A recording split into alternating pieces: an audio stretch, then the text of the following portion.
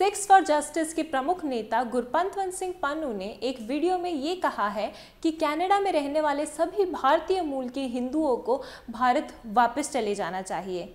ये स्टेटमेंट इस टाइम पर आया है जब इंडिया और कनाडा के बीच में बायलैटरल रिलेशनशिप्स दिन पर दिन खराब होते जा रहे हैं। तो आइए जानने की कोशिश करते हैं कि ये रिलेशंस इतने ख़राब क्यों हो रहे हैं। कौन है गुरपंतवंत सिंह पन्नू, कौन है हरदीप सिंह निज्जर और क्या है ये पूरा मामला। नमस्कार, मेरा नाम है प्रीति दलाल और आप देख रहे हैं OTT इंडिया। दरअसल ये मामला शुरू होता है 18 सितंबर को, जब कनाडा के प्रधानमंत्री जस्टिन ट्रूडो ने उनकी संसद में ये कहा था कि हरदीप सिंह निज्जर, जो कि भारतीय मूल के कनाडा के नागरिक थे, उनकी हत्या में भारत सरकार का हाथ था। उन्होंने ये कहा था कि any involvement of a foreign government in the killing of Canadian citizen on Canadian soil is an unacceptable violation of our sovereignty.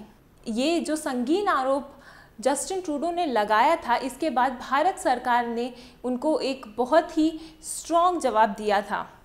दरअसल हरदीप सिंह निज्जर मास्टरमाइंड रह चुके हैं खालिस्तानी टाइगर फोर्स के और सिक्स फॉर जस्टिस के दूसरे नंबर के नेता रह चुके हैं। इनकी हत्या 18 जून को हुई थी। इनकी हत्या गुरु नानक सिख गुरुद्वारा सुरे में हुई थी, जो कि ब्रिटिश कोलंबिया में स्थित है। नेशनल इन्वेस्टिगेशन एजेंसी ने 10 लाख रुपए की रकम की रिवॉर्ड ऑफर किया था किसी भी उस इंसान को जो हरदीप सिंह निज्जर की बारे में जानकारी देता। इसके बाद कनाडा की फॉरेन मिनिस्ट्री ने ये कहा कि we will protect Canadians at all cost, और इसके बाद उन्होंने एक भारत के सीनियर डिप्लोमैट को कनाडा से निकाल दिया। उन्होंने देश निकाला दे दिया एक सीनियर डिप्लोमैट को। आपको हम बता दें कि किसी भी डिप्लोमैट को जब देश निकाला दिया जाता है तो वो एक बहुत ही गंभीर मुद्दा हो जाता है। जवाबी कार्रवाई में भारत के विदेश मंत्रालय ने भी कनाडा को एक मुंह तोड़ जवाब दिया है। विदेश मंत्रालय ने कहा कि we have seen and reject the statement of Canadian prime minister in their parliament. उनकी ये सभी आरोपों को सिरे से खारिज करते हुए ये कहा है कि वो मोटिवेटेड है और अब्सर्ड है, जिसका मतलब होता है कि उन्होंने ये भी कहा कि जो भी आरोप लगाए जा रहे हैं वो खालिस्तानी टेररिस्ट का जो मुद्दा है, सरकार उस मुद्दे से सबका ध्यान शिफ्ट करना चाहती है। जवाबी कार्रवाई में भारत ने हाई कमिश्नर कैमरन मैके को भी निकाल दिया गया है, भारत से निकाल दिया गया है।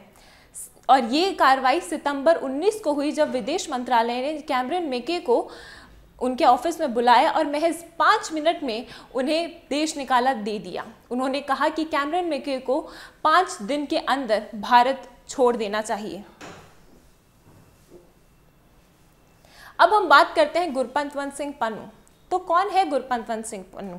गुरपंतवंत सिंह पन्नू भारतीय मूल के कनाडा में रहने वाले खालिस्तानी मूवमेंट के एक बहुत बड़े नेता है। सिक्स फॉर जस्टिस संगठन इन्होंने बनाया था। भारत ने इस संगठन को बैन कर दिया है। गुरपंतवंत सिंह पन्नू एक टेररिस्ट कहलाए जाते हैं, पर कनाडा की सरकार ने इनके खिलाफ कोई ठोस कदम नहीं लिए हैं। आइए हम गुरपंतवंत सिंह पन्नू की ये वीडियो देखते हैं। Indo-Canadian Hindus, you have repudiated your allegiance to Canada and Canadian Constitution. Your destination is India. Leave Canada, go to India. Pro-Khalistan Sikhs have always been loyal to Canada. They have always sided with Canada and they have upheld the laws and the Constitution. On October 29th, Shaheed Nijjar Kill India referendum is happening in Vancouver. I urge all Canadian Sikhs to be in Vancouver on October 29th to vote on is Indian High Commissioner Verma responsible for the assassination of Nijjar. You have to come. इसके बाद सितंबर 19 को Canada के प्रधानमंत्री Justin Trudeau ने media को एक statement देते हुए ये कहा कि कनाडा नहीं चाहता है कि भारत से उसके रिश्ते खराब हों, बल्कि वो ये चाहता है कि भारत इस मुद्दे को सीरियसली ले। तो हम आपको बता दें कि कनाडा की सरकार खालिस्तानी मुद्दे पर क्यों कोई ठोस कदम नहीं उठा रही है। इसका एक मूल कारण ये भी बताया जा रहा है कि जगमीत सिंह जो कि मेंबर ऑफ पार्लियामेंट है न्यू डेमोक्रेटिक पार्टी से, उनका साथ जस्टिन ट्रूडो की सरकार को मिला हुआ है।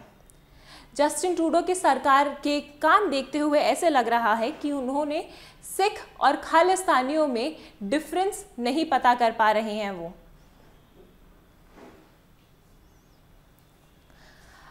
कनाडा में हिंदुओं के खिलाफ किस प्रकार के कार्य किए जा रहे हैं, हम आपको वो भी बताते हैं। 2022 में 10 हिंदू मंदिरों पे प्रहार हुआ था और इस साल सितंबर 7 को ये घटना बहुत ही पास की घटना है, ज़्यादा दिन हुए नहीं हैं इस घटना को।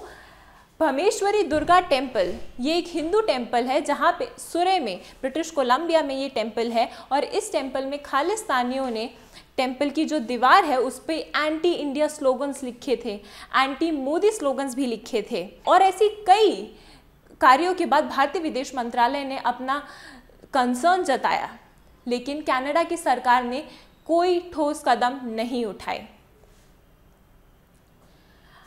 अब ये मुद्दा सिर्फ दो देशों की सरकार के बीच में नहीं रह गया है, अब ये मुद्दा दोनों देशों के नागरिकों तक पहुंच गया है।